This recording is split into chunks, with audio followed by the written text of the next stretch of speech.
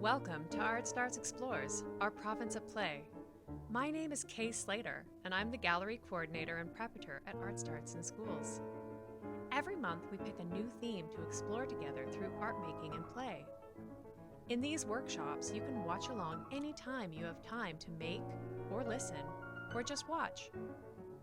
We encourage young people, families, and creative people of all ages to join us every week on Saturdays at 11 a.m. as we release a new episode. These videos are for you, whether you want to join us on Saturday when they become available, or anytime you want to make. We're so glad you're watching. Have you missed a week? Check out artstarts.com/explores-online or any of our videos on YouTube or Facebook to check out an episode you've missed. Okay, let's explore together.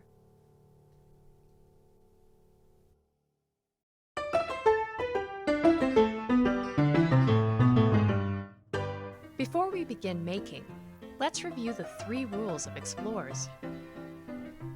We've got rules in quotes here because they're less rules and more like guidelines or things that we like to have in mind before we start making together. First is respect. We practice respect for ourselves by checking in with ourselves every day before we start making. Maybe we didn't have a good night's sleep, or we're feeling really good today.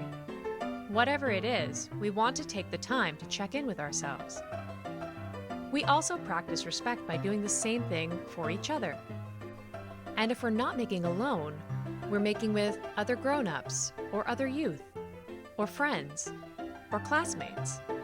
We want to practice respect by asking them how they're feeling as well, so we can be mindful of each other while we make together. Another way we practice respect is with our tools. That can be about putting them away when we're all finished, or using them safely. If somebody else is waiting for a turn to use a tool, we can use our words or our signs and share. We can respect each other by asking how long they'll need the tool so we can move on to something else, or if we need it now, we can let them know when we will be done and tell them we will pass them the tool when we're finished. We can also practice respect by acknowledging the land. So this space that you see here is my studio space. And I'm on the stolen, or unceded, territories of the Musqueam, Squamish, and Tsleil-Waututh nations as an uninvited guest on these lands. One of the ways I practice respect is by acknowledging where I'm coming from and to be respectful of the lands, waters, and to the indigenous people who are here and who have been here since time immemorial while I have access to these lands. You can practice respect by finding out the territories and lands where you are watching and making from today, and by being the best guest you can and respecting the host nations, the lands, and waterways where you live. The second rule is that nothing is for keeps. I encourage you whenever possible to take things from the recycling bin. You can take paper that's already been drawn on, or has writing on the back, or is ripped, and then you don't have to feel worried about ripping it up yourself, or crumpling it, or just trying something out. It doesn't have to be good or perfect the first time, because it's not for keeps. And when we're all finished, I encourage you to take it apart. That helps really make it so that it isn't for keeps. Because if you know you're going to take it apart at the end, you don't have to make any finished thing. You can try all the things and ways of making. Our last rule is no expectations. If we're not expecting something to turn out good, or even to turn out bad, we're open to it going in a whole bunch of different ways. And that means that all respectful and creative ideas are good, regardless of what happens after we try something. If you already know how something is going to turn out, if you've done it before, we can be open to trying something completely new and practice surprise. And if it doesn't turn out, that's okay. It's not for keeps. These are the 3 rules that we like to keep in mind when we explore together every week. Okay, let's get making together.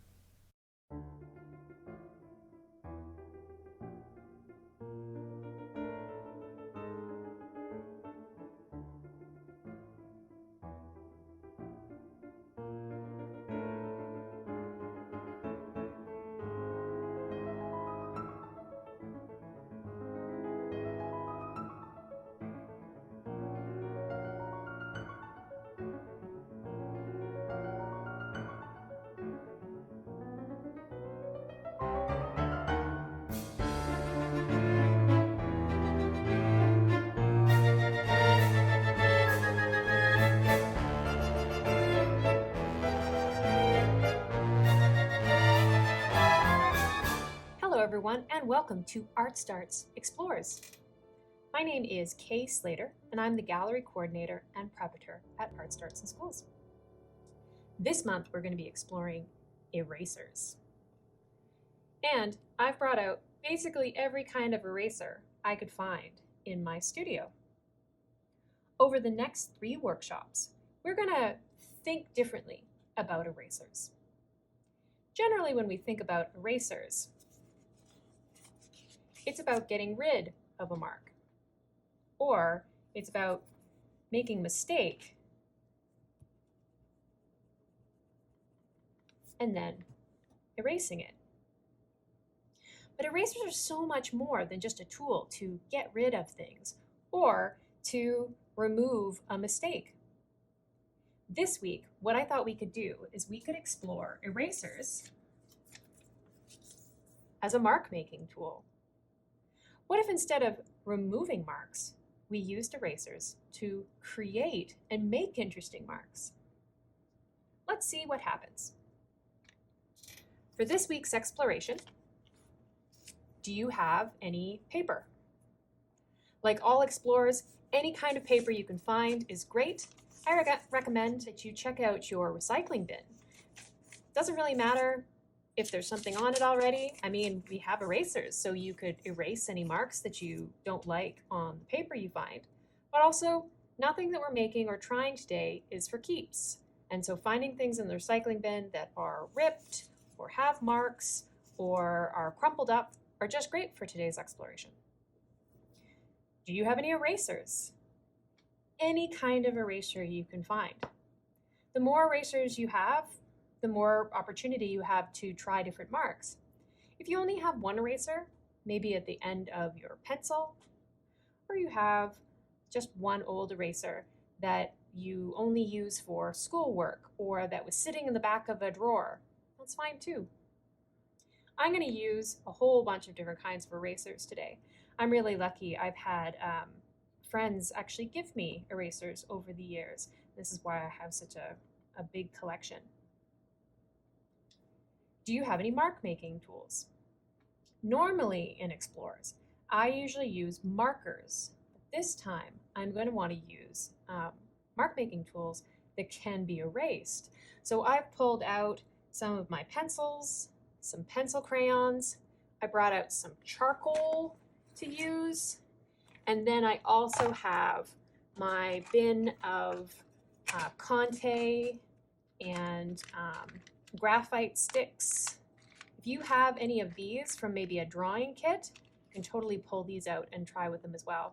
And if you don't worry. You can just check out what happens when I use these tools and then compare them to the tools that you have and see how the marks are different. Okay, let's get started. So to begin with, I thought what we could do is we could find out what kind of marks our erasers make on the page on their own. You may assume when you pick up your eraser that it's not going to make any mark. And for this eraser, it doesn't. Except it does leave behind something. Do you notice the eraser shavings that my eraser has left behind? What do you usually do when your eraser leaves behind these shavings? You probably blow them or wipe them off the page or collect them responsibly and take them to the garbage so somebody doesn't have to sweep them up. But what if we left them on the page? What if we use them for later?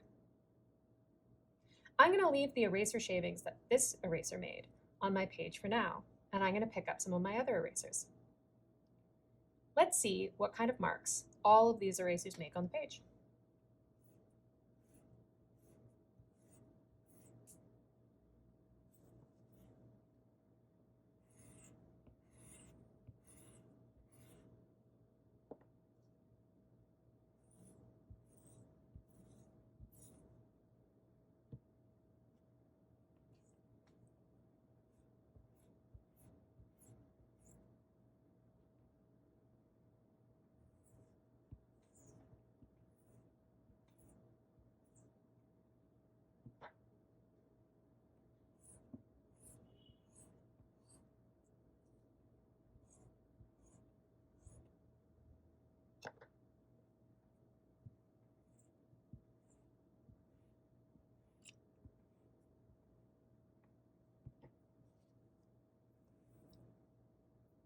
If you have still more erasers to try, keep going. See how many marks you can make on your page with the erasers that you've collected. When you're done, look at your page. What do you notice? When I used my new white art eraser here, my plastic eraser, it didn't really leave any marks, but it did leave behind eraser shavings. When I used any of my colored erasers, so like my green eraser, you can see it left behind some green shavings, but also when I didn't actually brush the shavings aside, it left behind a line of green shavings. Oh, not that time. There we go. And so I got some green shavings in a line from this eraser. My yellow eraser left me some yellow shavings. And my blue eraser, in fact, I had two different blue erasers that I used. I used this end of this eraser, and I used this end of this eraser. This eraser left behind some blue shavings and didn't really mark up the page. But this eraser I've had for a really long time and didn't erase or leave any shavings. It actually marked the page in this blue smear line. It actually left behind these marks. Same with this one, this old pink eraser that I had. It left behind some pink shavings, but it also marked my page with these pink lines.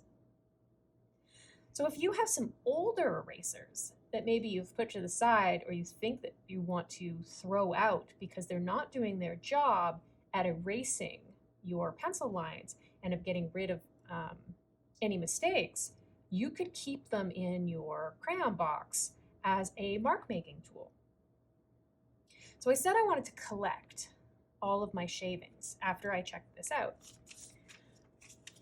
Rather than keeping them on the page right now, what I'm going to do is I'm going to brush them over onto this piece of paper so that I can keep them. But I want to see what kind of marks were left behind on the page without the shavings.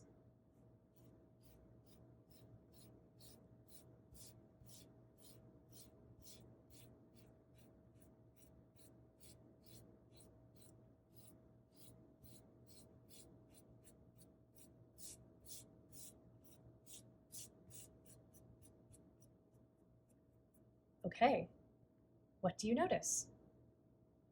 If you did it on your page, what do you notice? I noticed that the shavings that I pushed to the side looked different than what they did when I left them where I had rubbed them on the page. The smaller ones kind of look like sparkles, like little dots of noise. The bigger colored pieces, I can still tell which erasers they used. But the smaller ones that cleanly erased marks just became these little staccato dots, these little small dots. And so that on its own is really cool. And I'm going to save these because I don't want to get rid of these just yet.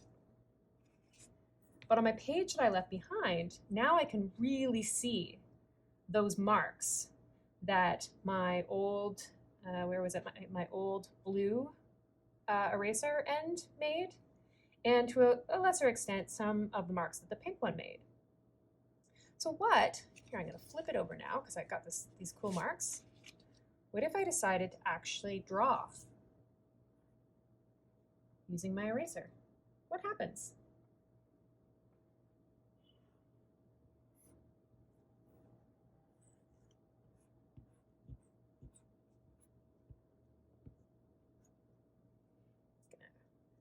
Color in this face with my pink end of my eraser, and then draw back in the face again with the blue eraser.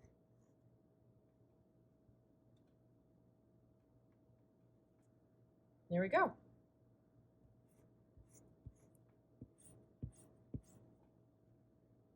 And I can do what I did last time where I could actually just brush it off the page and see what kind of marks it leaves behind. But while I'm exploring, I don't have to brush it off. I could leave these marks here.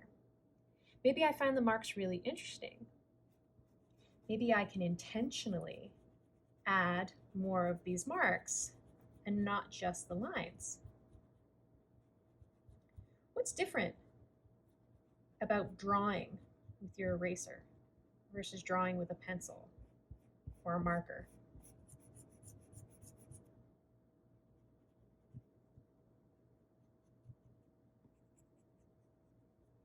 It's definitely a different way of making a line. And depending on how wide or thin or what shape your eraser is in, is probably going to change how you can add marks to your page. Check it out. If you have permission to actually break your eraser. So remember, I told you this one was really old. It was probably going to end up in the garbage anyways. What happens when you snap it in two? What happens when you use the inside of the eraser and not the outside of the eraser? Oh, check it out. So this time, because I'm using the flat end, I'm able to get some of the blue that is still on the edge of this eraser and some of the pink. And it makes this line over here that is like this thick pink line and then this thin blue line over here. I wouldn't have known that if I hadn't tried breaking it in half. So all of a sudden this tool that doesn't do what we expected it to do, which was erase our lines, which maybe meant that it was going to end up in the garbage, becomes this really cool mark making tool that we wouldn't have used if we hadn't explored it as something other than what it was intended for. Very cool. All right, well, I'm going to leave my picture here over to the left side here. I'll move all my lots and lots of erasers here in a pile. I'm going to move this over to the side. And grab another piece of paper. What about all the eraser shavings that we had? What can we do with these?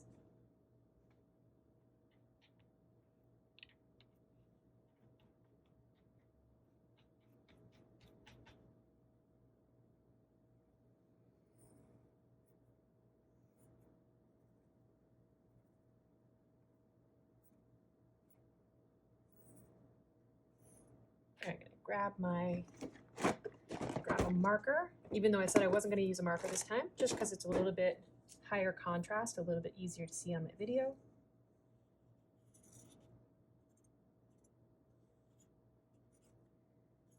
If I wanted to, if this wasn't for, if this was for keeps, I could totally have gotten out some glue and put it here, and then used my eraser shavings to keep the shavings in place. And now I've got some hair. If I had, what else? Oh, maybe I have a fizzy drink.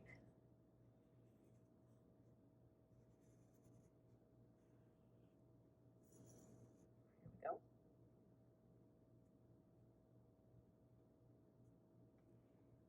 Now I'm going to bring the shavings over here. And now I have a fizzy soda pop. You know what? I'm going to bring some of this fizz down into the cup as well. Like the bubbles that bubble up in a fizzy drink.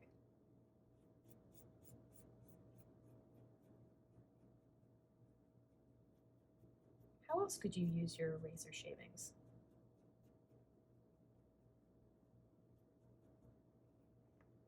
I'm going to add just a little bit more hair here. I'm going to do it in yellow. This is, yeah, my yellow eraser.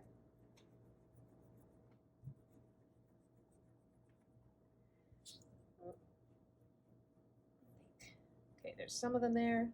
Oh, I think I used this yellow eraser. Yeah. Okay, generate more over here.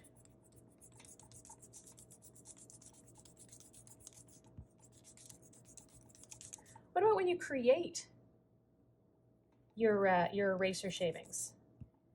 Are there certain ways that you can rub your eraser and get different kinds of eraser shapes? you erase in a circle,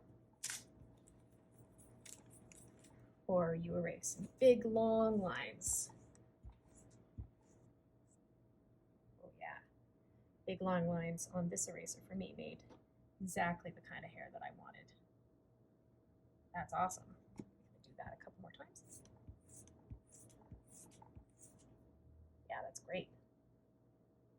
But I wouldn't be able to guess that that's how this eraser was going to leave eraser shavings until I tried.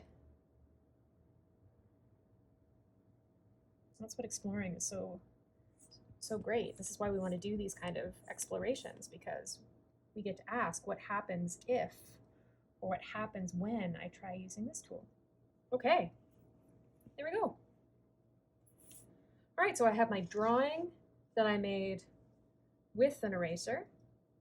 I have my drawing that I made with my eraser shavings. What about if I use my eraser on a page that has a bunch of marks already? So I'm going to take another piece of paper. Only this time what I'm going to do is I'm going to put a whole bunch of marks onto the page. I could scribble. Remember how I said if you can find paper in the recycling bin that already has marks all over it?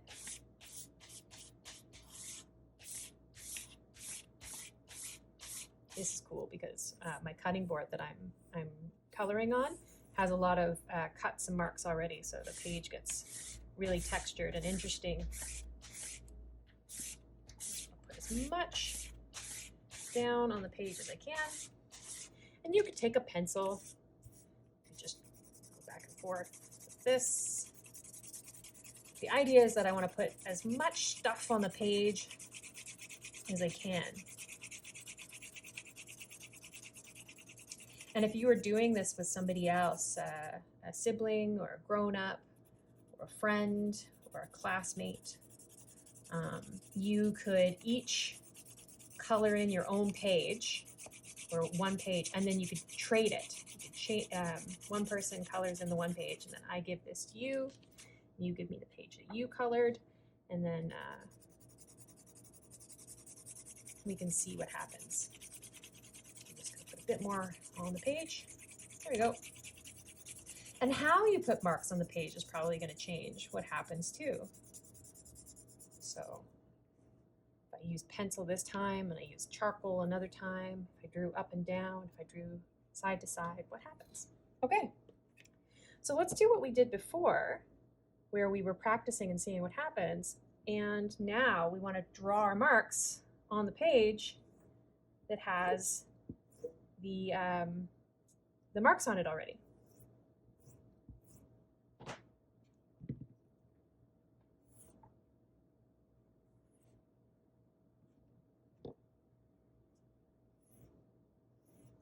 Oh, yeah.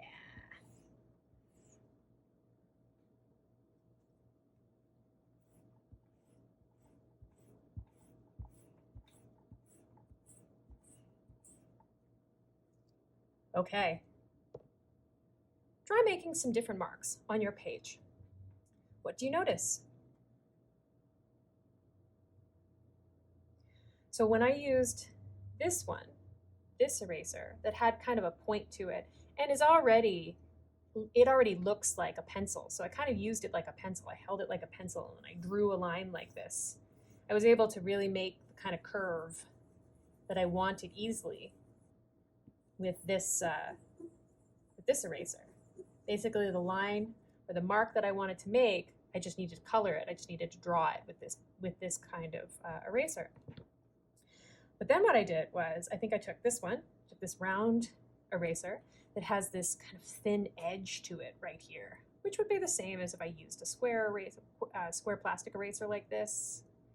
If you're making with a grown-up, you want to make sure that you're doing it with a grown-up or somebody who can safely use a utility knife. You could cut the edge of an eraser so that you have a nice straight line. But again, remember, if you have permission, if it's your eraser, especially if you have an older eraser, I'm going to use one that I had already ripped in half here, what happens? There. If you were to rip one of your erasers in half, what kind of mark would it make? What happens when you use the thick flat end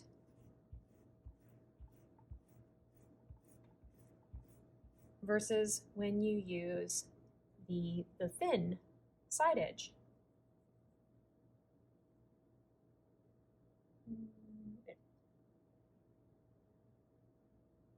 Right, get a thinner line versus a thicker line. I kind of see a forest starting to happen here in my drawing. So I've got all these long up and down lines. Kind of looks like a dark forest. So I didn't have to color the background around my drawing. I could draw my background first and then add in the details from the trees. Well, I'm getting excited about the drawing. I've stopped looking at all my cool marks already. Okay, so going back to my lines here. I used this dried out pink eraser that left behind pink lines before, and it smeared into my drawing here and left an actual pink line. I ended up erasing some of it. And then when I used my yellow eraser that made the really cool yellow shavings before, do you see it picked up a whole bunch of the charcoal, and now it made like this black shaving, which is so neat. I'm gonna pull this out right here. I'm gonna bring it back into my other drawing over here. And there you go.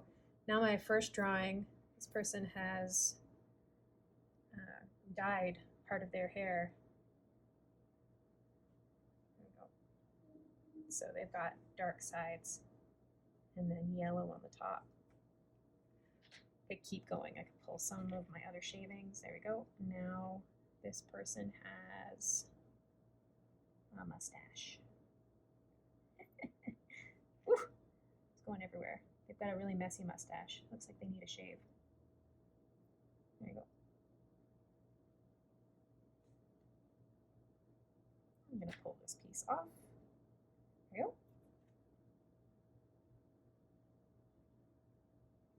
There we go.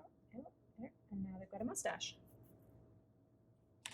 So I was able to make different kinds of eraser shavings on this page because I put down marks before I even got started. And then as I continued to remove things, I was able to start adding marks using my erasers as my mark making tool. As I'm going along, oh, I really like it over here, but I don't actually like what I did over here because I was just testing that. So I'm going to bring my charcoal back in, cover that up, bring my pencil back in, cover that up too. And I'm going to take my eraser again and add some more trees. That's what I had over here. I think I want some more skinny ones. There we go. And kind of branches at the side. I think I liked this one. Yeah. Oh, maybe this one. I like the thin flat edge of this one. There we go. Yeah.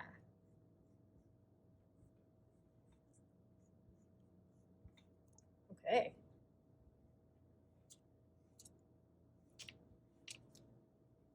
And I'm making so many of these great eraser shavings, which I can collect and use in another drawing.